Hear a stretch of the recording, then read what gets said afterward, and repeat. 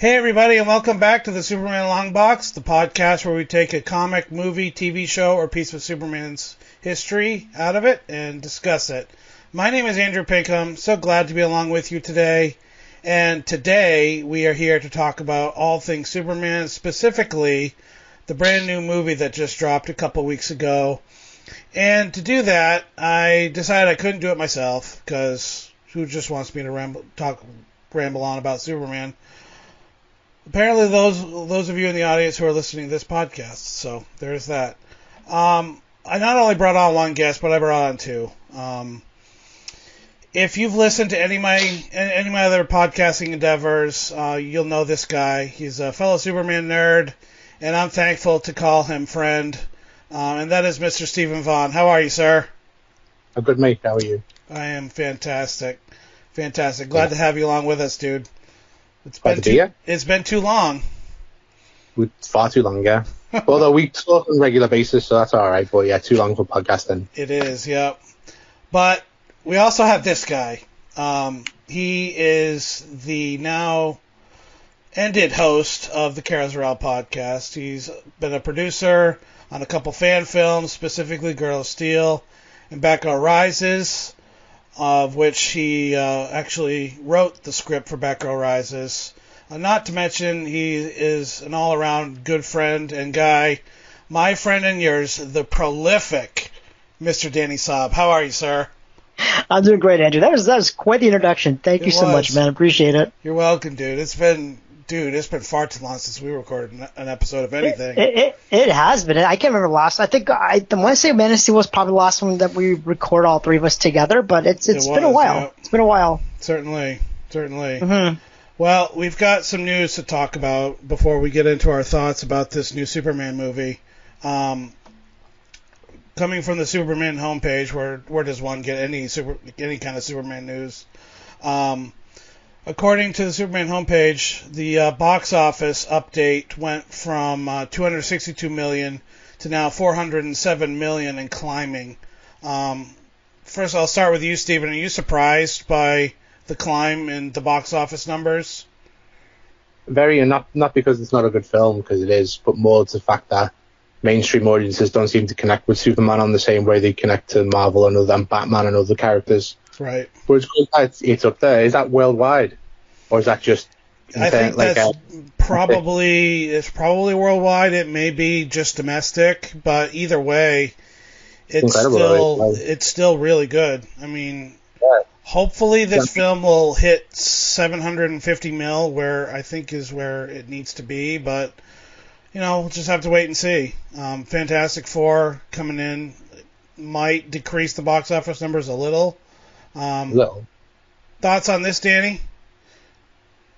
Honestly, going in, I always thought that maybe people had a superhero fatigue after Marvel's big long run that they've had and stuff like that. So I thought I wasn't sure about Superman going in myself, to be honest, because I've heard as soon as it started coming out, there was a lot of mixed reviews. Some people even loved it or hated it. But I'm not surprised how well it did. I think it's just because this is James Gunn's first introduction into new DCU, and I think people want to see what it was about. So, I think that combined with the good reviews that it received by the majority of the people, I'm not surprised that it did as well as it did. Yeah. I know it did fall this week to the Fantastic Four, because the Office of the Fantastic Four's first opening weekend, which makes sense. It's Superman's third now, but it's still hanging in there now, and I think it should easily crack over 700 million. I would say. Nice. Yeah, I mean, I would love to see it, because I mean, we've already got confirmation from DC that there is going to be a sequel to this film in subsequent outings. So I'm just hoping and praying that it will be good. So. Yeah. One's out next year, isn't it, with Supergirl? So Supergirl's coming out next year, yeah. Which I know, Danny, you're super excited about, right? I'm so stoked about it. Absolutely, I am.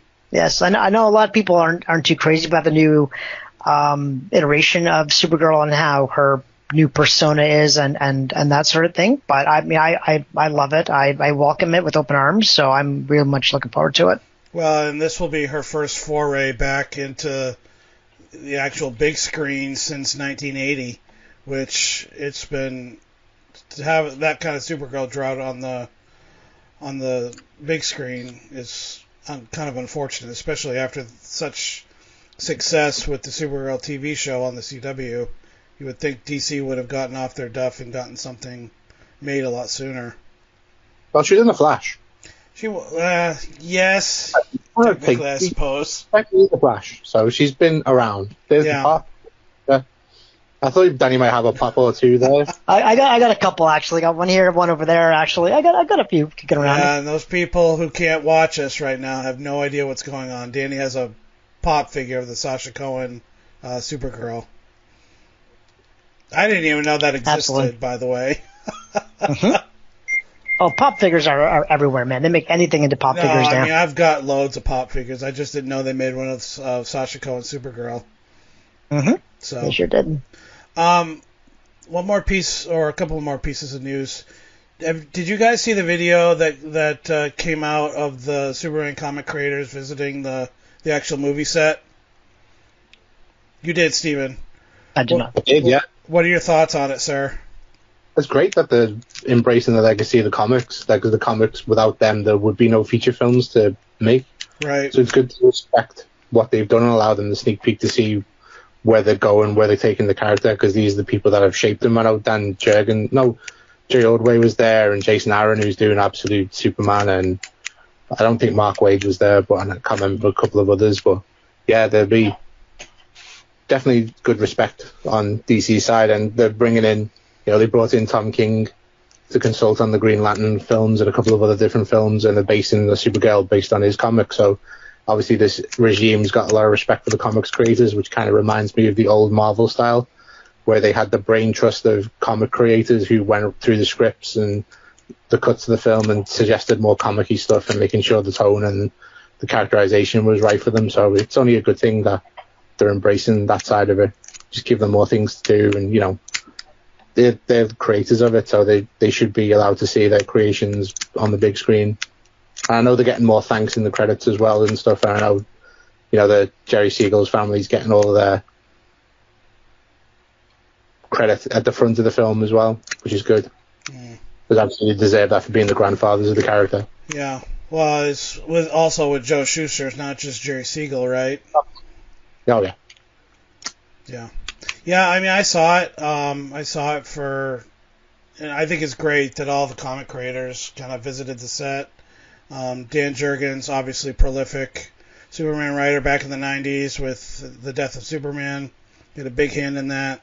Glad to see some of the Superman comic creators getting some respect from the actual DC movie studio. That's kind of a big deal. Last thing I wanted to talk about, and you brought this to my attention, Steven. I guess the Superman 78 action figures line is it's dropped here in the U.S. I guess I don't know if it's dropped over there in the UK. I can't even find them on Google. What's that?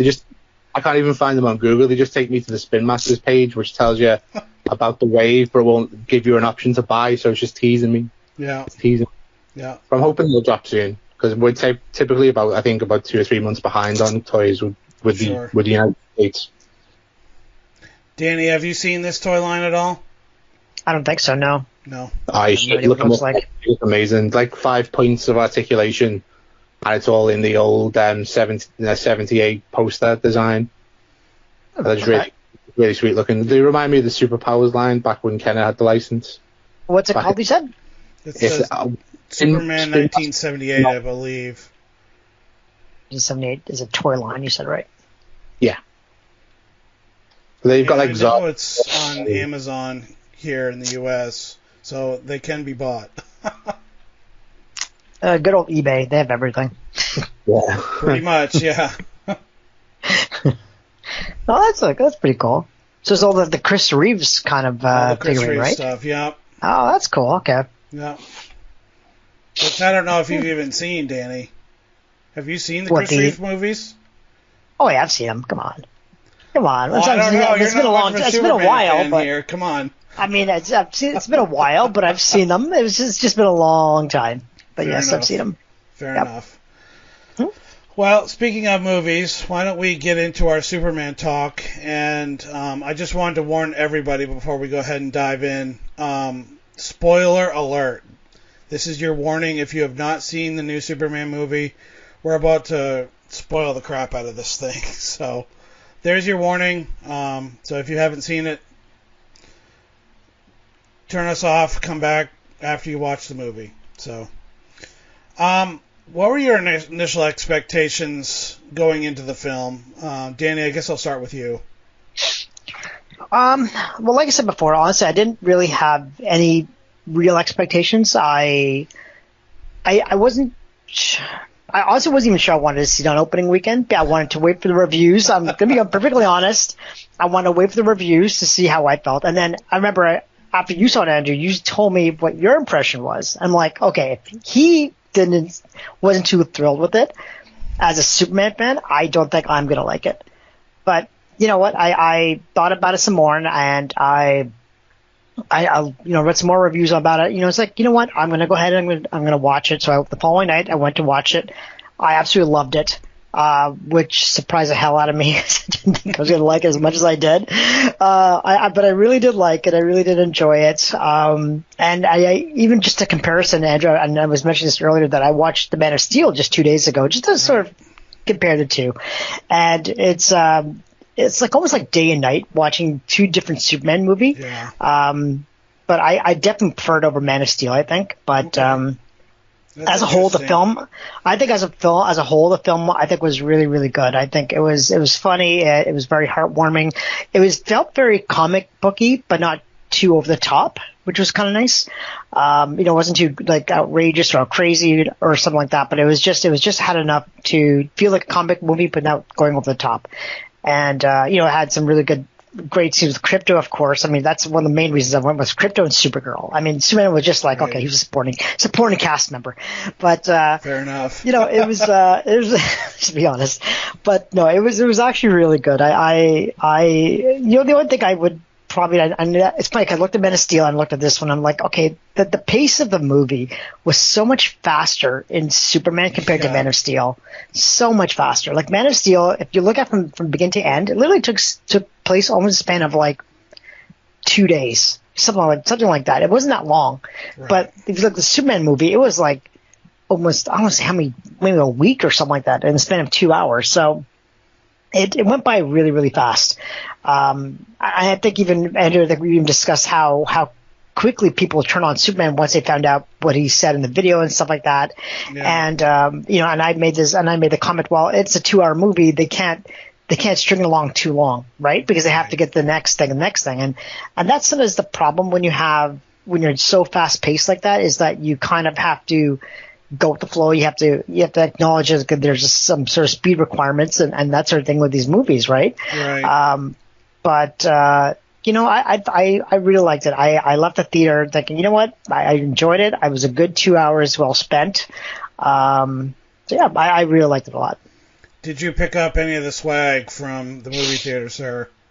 I did not. I know after we spoke, because I know you told me that some of the swag you got, and I was very excited to go pick up the same swag. However, being in Canada, we don't get what America. But yeah, that's the bucket, compared to what you guys get in the United States.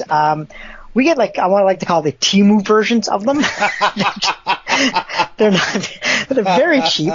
Nothing compared to what you got, and for the same price. Right. No thanks. I don't like to spend $40 on like a tin band thing, bucket with a little label on it. That's all it was, and then a plastic cup with a topper. That's disappointing. No. So it's like, you know what? It's like I'm not spending $40 for that. But that's what I said. For next, when the Supergirl movie comes out, Andrew, either I'm going to come down the States to watch it so I can get the swag, or you'll have to pick up the swag for me, because I'm pretty sure we won't have anything good up here. But fair enough. Yeah. What about you, Stephen? What were your initial expectations going into this film? I had very high expectations, I think, because just I bought into the hype of it, with the trailers, and the fact that it was sort of unifying a fandom that really needs to come together. The Superman fandom's fractured into like 3 different entities right now: the Christopher Reeve version, the Zack Snyder version, and now the James Gunn version. So I was just hoping this film would unify everyone to a common goal. all that we can all enjoy the same thing. I know stylistically it's different. As Danny said, it's like the Silver Age comic book come to life, which is great because you want that kind of thing to differentiate itself from the past. But I just thought, just want a good solid Superman film that I can enjoy for 2 hours and then, let it stick with me. And while I enjoyed it, I came out of it loving it. And then when I spoke to you, the little niggles that I had turned into bigger niggles, and I was overthinking it. I was just like, no, that's no, it's not negative. It's just more someone I respect was thinking the same thing as me. I was thinking, well, it can't be just a one-off. It must be something that is a big problem that I'm just not addressing. Right. But I think the biggest problem we'll address later with the film aside. Yeah. I really enjoyed it. I like it a lot. I loved it when it came out to it, but I really enjoyed it a lot. I haven't seen it again, but I want to. Yeah. But I pre-ordered the Blu-ray Steelbook that's going to come out soon. I didn't get any swag from the cinema because they didn't have any when I was there. That's I couldn't see any. I got some from Justice League, which we won't talk about because that was terrible. I think the Zack Snyder was way better version of the film. Oh yeah, definitely. 4 hours of just pure, unadulterated comic book goodness that was. Yeah. Yeah. Exactly what we should have experienced on the big screen before it was taken. Yeah. But back to James Gunn. Yeah, I just thought, he's a popular person within comic book movie fandom. So I just thought, he'd bring his own sensibilities to it, but I think he brought too much of his own sensibilities to it and kind of diluted what makes Superman a bit more wholesome by putting in some like seedier elements that he's put into the film that I wasn't really to jive with at all. And I thought to stop me from showing it to my little girl until she's a little bit older, because obviously language and things, why I understand that hair wearing and stuff is part of life. If we can help it, we're just trying to avoid it at this stage. Yeah. But a solid start. I think it's a good franchise kickoff. Yeah. I think a good base to build on, as you said before. It's making loads of money, so that's a good sign that people are and I'd rather have people embrace it than go into flame wars for the next 10 years until I get again with people just dragging their heels and saying that Superman's not a character that everyone can enjoy. Yeah, and it's already a good sign that because it's made loads of money, that DC's already greenlit another a Superman sequel. So I mean that's a very, very good sign in the coming years. Like you, Steven, I enjoyed the movie. I found myself smiling mostly all the way through it. But I came out. I guess I had really, really high expectations because I bought into the hype, and unfortunately for me, it just did not live up to the hype. I came out wanting it to be better than it actually was. Not to say that I didn't like the experience, because I had a blast. Just kind of going to the movie theater, getting the swag that I got, because who knew how this was going to perform. I'm happy it's performing out well, and that we'll probably get a Superman sequel. But yeah, I came out of the theater disappointed in a lot of things about the movie, which we'll get into in a bit. But overall, I still enjoyed the movie. I wanted it to be better than it actually was. So let's get into what we actually liked about the film. I guess we'll start with my first note here. The cast. I thought James Gunn did a phenomenal job casting this movie. David Corenswet and Rachel Brosnahan did an outstanding job, not to mention Nicholas Hoult, and Guy Gardner. I mean, come on, Nathan Fillion is a legend. He's been a Lantern in DC lore. I mean, he's voiced Hal Jordan. He's the iconic voice of Hal Jordan through the DC animated universe. I mean, he's played the character probably more than anybody else has. So I was super happy to see his rendition of Guy Gardner. And fun fact, if y'all didn't know, he actually promoted the bowl cut because they weren't going to give him a bowl cut like they do in the comics, but he insisted on it, which makes me even more of a fan.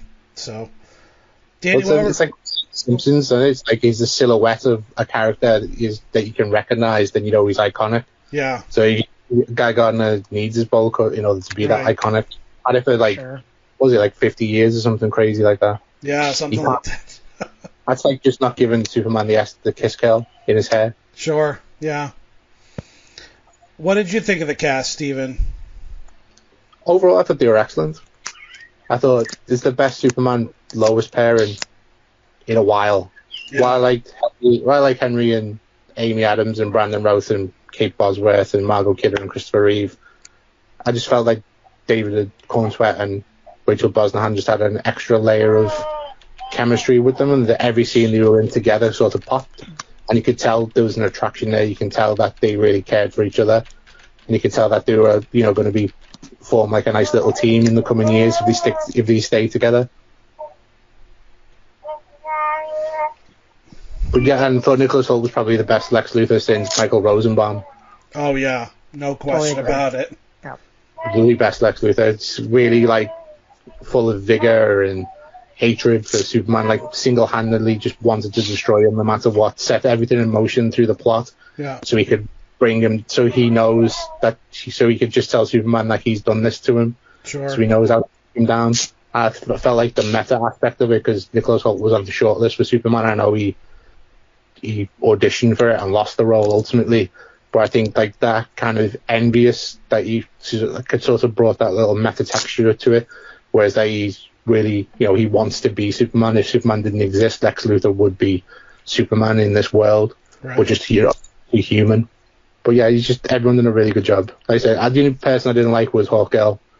I just thought she was very threadbare. Even though she had a lot of scenes, she didn't really stand out in the scenes.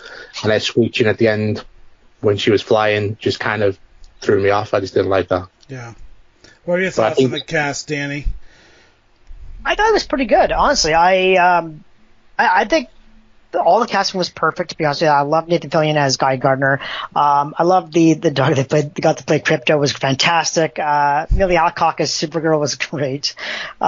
But yeah, no, I think top to bottom, I think the cast director and James Gunn, I think they did a great job at casting everybody proper. Just a quick question, because I don't remember the Superman Lois Superman TV show that was just on the CW. Because I know those two actors and actresses, they were really good too in terms of how their role was. Now, I guess the question to you, Andrew, is how do you compare these two actors in the Superman movie compared to those two from that TV show? Because I know you watch the TV show as well. Yeah. I can't think of the actors off the top of my head. There's a Tyler Hodgkin. Tyler Hoechlin and Bitsy Tulloch. Yeah. I think they should be ranked right up there as far as my favorite Lois Clark pairings. For me, honestly, I think Dean Cain and Terry Hatcher are my top favorite. Right under them is Tom Welling and Erica Durance from Smallville, and probably third on the list would be Tyler Hoechlin and Bitsy Tulloch. But it's tough. It's a tough rank. I would have to rank. I would have to actually sit down and make an actual ranking. I'd say they're all on the same level, but there's no more iconic Superman and Lois than the original with Chris Reeves and Margot Kidder. So. Okay. Thoughts on that, Steven? How would you rank them? I'd have to think about that a bit more. But I think so far, probably nostalgia's sake, I'd probably say, like you, Dean Cain and Terry Hatcher is probably the best Lois and Clark pairing that has been throughout film and TV. The best Tulloch and Tyler Hoechlin, I've only seen one series because it came out a year after the series broadcast in this country was a full calendar year after it was broadcast in America, so we were always a year behind. So now we've caught up, and I'm sort of working my way through them, and it's a bit of a slog at the minute because I just find it very inconsistent tone-wise. Because some of it wants to look like Man of Steel, and then some of it wants its own like TV direction. Is Tyler Hackland's 5 o'clock shadow keeps changing every scene, so it's hard to imagine the beard. I was like, okay, yeah. I like Lee Weeks, like the Lois and Clark from the comic where he introduced John Kent in there. He had a beard then, so I could kind of deal with that. But there's a permanent beard and a 5 o'clock shadow, just completely different things. Yeah. So I think probably Dean Cain, Terry Hatcher, Christopher Reeve, Margot Kidder, David Cornsweet, Rachel Brosnahan, Henry Cavill, Adams, Brandon Routh, Kate Bosworth. Well done, because I couldn't think of her name. Came to me just before. And then probably George Reeves, and then the actress' name's escaped, Noelle Neal. I have not seen any of the George Reeves stuff. I need to sit down and watch it. It's a very different kind of chemistry, but they've got chemistry. Yeah. It's very like 50s, fast-paced, fast-paced dialogue. Lois being a proper no-nonsense person, and Superman just being a little bit passive. But, they're good. When they've got scenes together, they're good together. But no, definitely, we've not had a bad Clark Kent, Lois Lane pairing. Yeah, I would say that. Yeah, I would agree with that. Yeah, I would agree with that for sure. Danny, I guess I'll start with you on this next question. Your thoughts on Supergirl towards the tail end of the movie? I loved it. I mean, I knew she was going to be in the movie because someone told me she was going to be in the movie. Not going to say who. Andrew? If you didn't know that, then that's on you, sir. I didn't know that. How would I know that? I did not know that going. It was literally the first day it came out. You went to see it, and I went to see the second day, and you told me. Dude, I had no idea. I had no idea she was going to. Internet, man. Really, after the first day. It was all over the internet.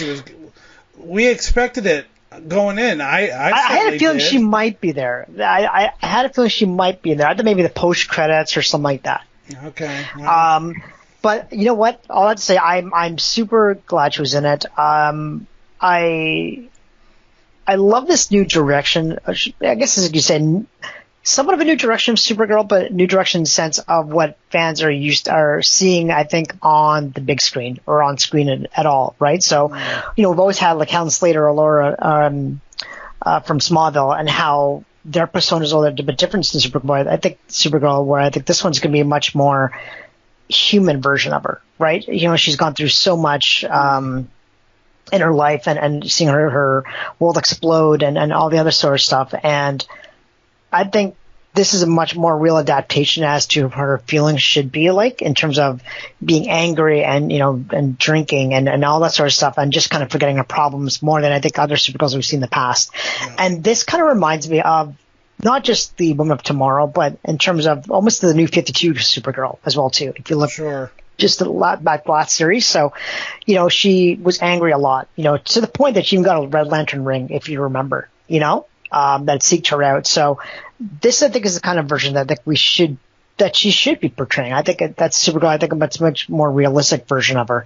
But it's how she overcomes that anger and how she overcomes that. I think she had gone through it. I think what's gonna make her much more embracing for the fans, I think, and much more great to look at and to watch on the big screen. Yeah. Also, the fact that she has Krypto now by her side. It's her dog, not Superman's dog, which is different compared to what we know in the comics, right? Usually, Krypto's just Superman's dog, and she's got Streaky, so that's a little bit different. So I'm happy about that person as a dog lover. So I'm really stoked about that. But no, I love Millie Alcock as the version of Supergirl. I'm really excited to see the Supergirl movie and how she kind of portrays this adaptation of Supergirl. So yeah, I'm really excited for it. Steven, your thoughts? I know you weren't overly happy with how Supergirl was portrayed on screen.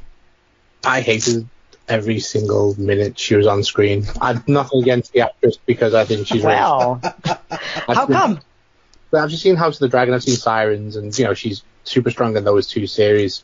So I think she'll capture the essence of Supergirl, but I just don't like the Woman of Tomorrow's storyline at all. When I read it, I felt very out of character for Supergirl that was been established. I understand they're like going through, witnessing the destruction of her homeland, being the only person on Earth that, that's of her heritage. So I think she needs to aspire more towards the hopefulness of it. But, in the series itself, hopefully she can overcome this party girl atmosphere and turn into the character we all know and love. But yeah, if for Kara Zor-El fans, it's just like, I don't think the direction you're going is not where I would have taken her. If it was Linda Davner's version of Supergirl and they were doing this to her, I'd have more things to say about it, because that's the character that I grew up reading more than Kara Zor-El. I only really started reading her in the Batman Superman crossover comics by Jeff Loeb and Michael Turner.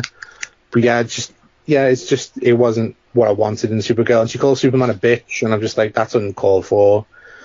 He was watching your dog and you're bitching him out. It's just not Supergirl to me. Yeah. But hopefully she can turn into the Supergirl that we all know by the end of her own film. But for me, it's not a great start. But I don't like that Woman of Tomorrow comic, so I hope they don't really adapt all of it, because I don't want a hard drinking, killing, party animal Supergirl who's out for vengeance as opposed to try and help people because it's the right thing to do.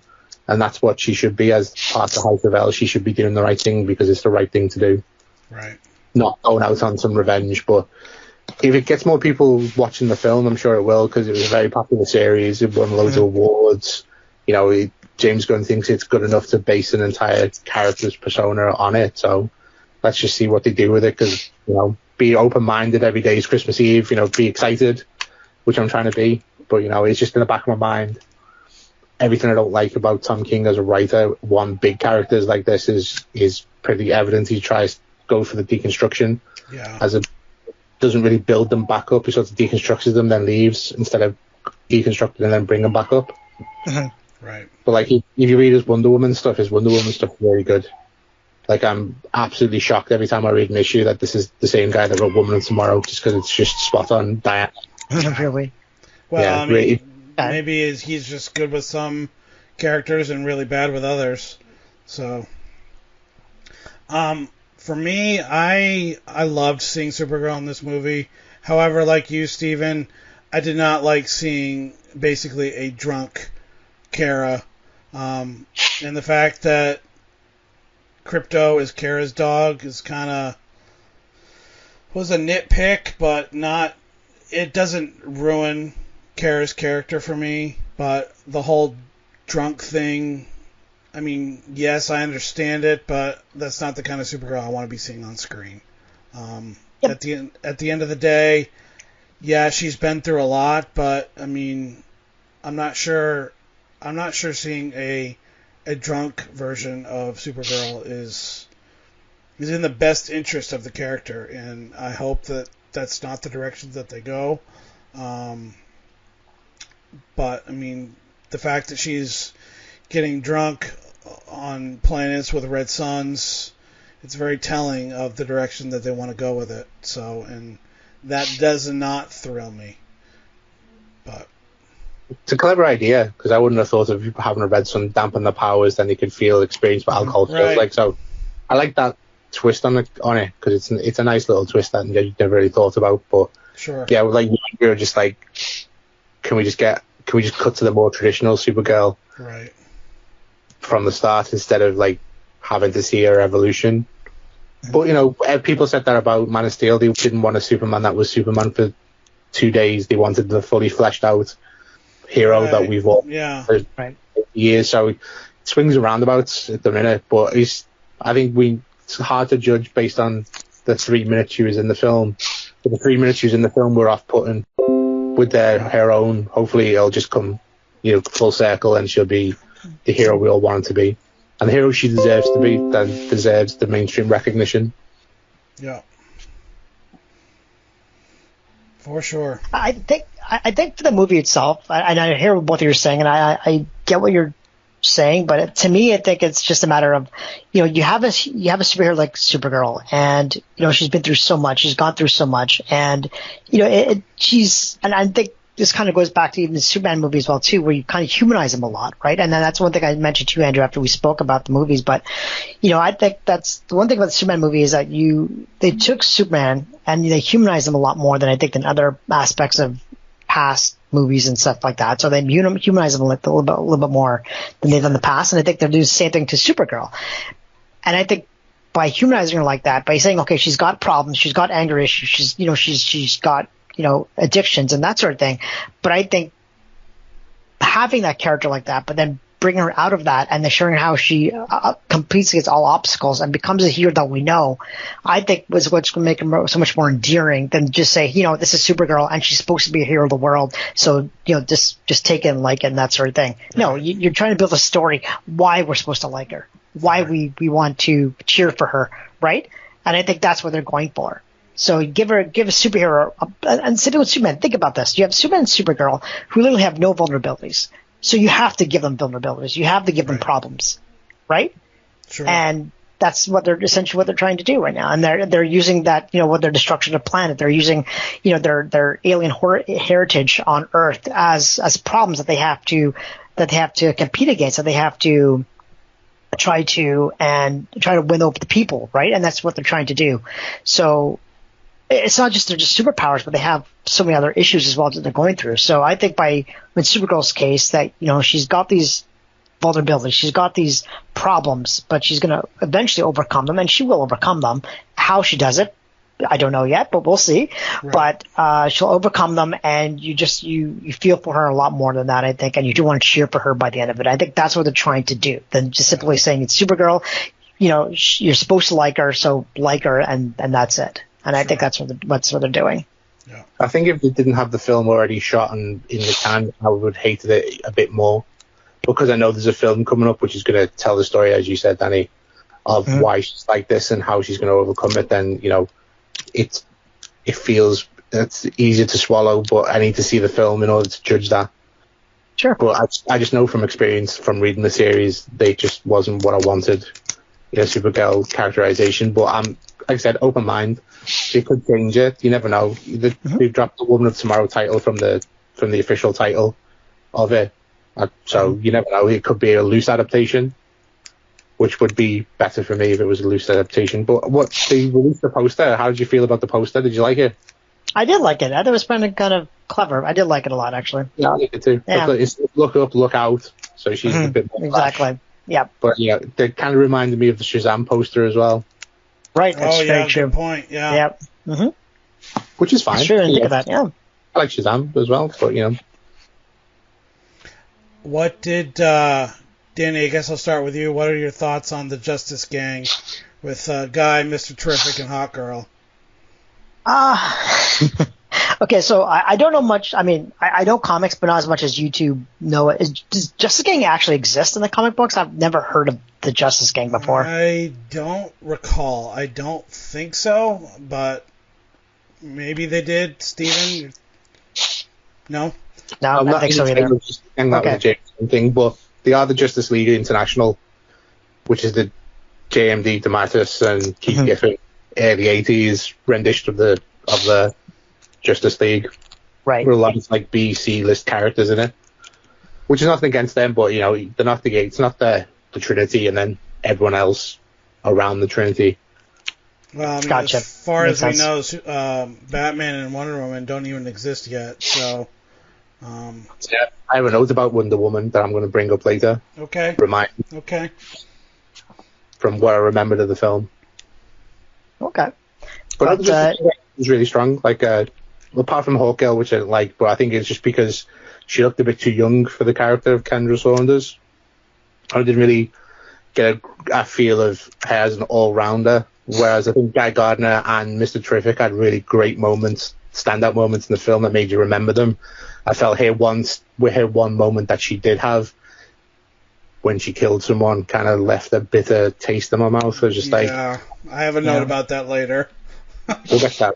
Yeah, that was she didn't have a scene that I thought you could rally around, and build a really cool moment for her and like give her a hero moment, whereas Mr. Terrific and Guy Gardner had like a couple of those each. So I just felt it was a bit one-sided. I thought Mr. Terrific was incredibly, like, I don't know much about the character that, I mean, a little bit, but not too much, but it's amazing he was incredibly strong. Like, he was very powerful. Like, he had his gadgets and everything. He was kind of flying around. He was, especially that scene where, I think he had like, I think it was Lois in a bubble or something like that, and he was just flying his things all over the place, just knocking everybody down. Like I did not know he was this strong. I thought he was just smart. I didn't think he was actually that powerful to the extent he can take out so many enemies. Like I thought it was pretty interesting. I know very little about Mr. Terrific, but I do know that he is like the third smartest man in the world. So, right. You know, right underneath like Lex Luthor and I think Batman is classified as a genius himself. Right? Yeah, didn't we get definitely not. Didn't we get Mr. Terrific in the Arrow TV show, if I remember correctly? Yes, we did. yes. Wasn't he? If I remember. That's what I'm saying. He's a caricature of what Mr. Terrific actually is. Okay. Yeah, when you compare the Arrow verse to this verse, like Andrew said, it's just completely different characters. Yeah. It's just a major upgrade. Like the costumes look the same, but you know, characterization just wasn't the best. And it really showcased the T-spheres. And what they can actually do. I mean, that was probably my favorite moment in the whole movie was when the T-spheres were just taking down that entire camp of bad guys. Yeah, those raptors, they were cool. Yeah, for sure. Do you think he owns the technology for his spheres, or do you reckon they're Maxwell Lord's? Because Maxwell Lord's funding the Justice Gang. Maybe. I think it's probably his technology. I mean, he is. I don't think Maxwell Lord is smart enough to come up with that kind of idea. But then again, who knows? Yeah, deep pockets. Though he's got deep pockets. He does have deep pockets for sure. Mm-hmm. And Sean Gunn playing Maxwell Lord. Thoughts on that? I guess Danny, we'll start with you. I'm trying to remember Maxwell Lord in the movie. Sean Gunn makes an appearance towards the tail end of the film.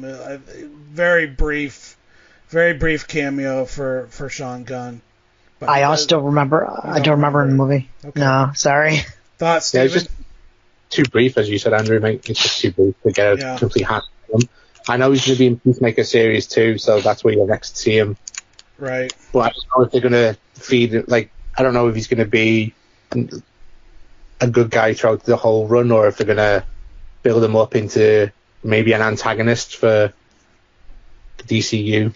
Yeah, I don't know. I hope that they'll go Infinite Crisis with him and have Superman kill him, or have it wasn't Superman that killed him, it was Wonder Woman that killed him. It was, yeah. But I mean, Wonder Woman kills people, so she doesn't do it very often, but she has no compunction about killing people. So, thoughts on the Fortress, guys? The look, the design. I know for me, I absolutely love the Fortress. I thought the Fortress was great. Was a little disappointed that there was no big Superman key to open the door. But I mean, that's just something that's campy, that, you know, is in the comics, and I was hoping beyond all hope that they would do it, but I still love the look of the Fortress. That leaves something for the sequel. It does, yeah. Maybe they'll create a big key in the future. Who knows? And the DNA is not safe anymore, is it? Because Lex Luthor still got it based on Ultraman. Yeah, they'll have to do something. Yeah, so maybe that's going to be there. But I just think it was a great look. Like, it's completely different to what we've just had in the DCEU, where it was a ship instead of a fortress. I liked it disappeared and reappeared when you got to it. I liked it was keyed into Superman's DNA and all the family, so only they can get into it. But I thought the design was very, you know, crystals are always associated with Donna now because that's the design template for everything. But I felt they brought a lot of, not nuances, but a lot of differences to it, so it wasn't too Donnery. Like, not everything is activated by crystals, for example, so they just looked like it was crystals on the outside. Doesn't look like you have to put crystals in different crystals, you know. Right. Well, unfortunately, we're going to be losing Danny, so he's got to run, but we'll continue this conversation for sure. Buddy, thanks for joining us. I really, really appreciate it. No, thanks for having me. It was great talking Superman and mostly Supergirl with you guys. So always a pleasure. But yeah, we'll have to do this again sometime. Absolutely. All right. Thanks, boys. See you later. Man. See ya. And that's where we're going to stop for this episode of the Superman Longbox, everybody. Oh, I know, you want more. Well, don't fear. You're just going to have to come back next time for some more Superman goodness. I want to take a quick second and give a shout out to both Danny and Steven and thank them for helping me covering this awesome Superman movie. Please don't forget to follow us on Spotify, and you can leave a comment on Spotify if you wish and follow. If you're watching on YouTube, I would encourage you to like, comment, and subscribe. And don't forget to hit that little bell for notifications. It really helps the show out and to stick it to that pesky YouTube algorithm. If you want to send an email to the show, you can certainly do that, and I encourage any and all letters. You can do that by writing to supermanlongbox@gmail.com. You can also follow us on Facebook and X. We are at Superman Longbox. And to those of you who listen on Apple Podcasts, because I know there are a lot of you, and that's where this show is getting most of its views and stuff, with it being the biggest podcast aggregator on the internet. But if you would just leave me a rating and a review, it would really help the show out and push it out to more people. But anyway, that's going to do it for us, guys. And until next time when we open up the Superman Longbox for more Superman goodness, my name is Andrew Pinkham. Thank you so much for listening, and we will talk to you all later. Have a good one.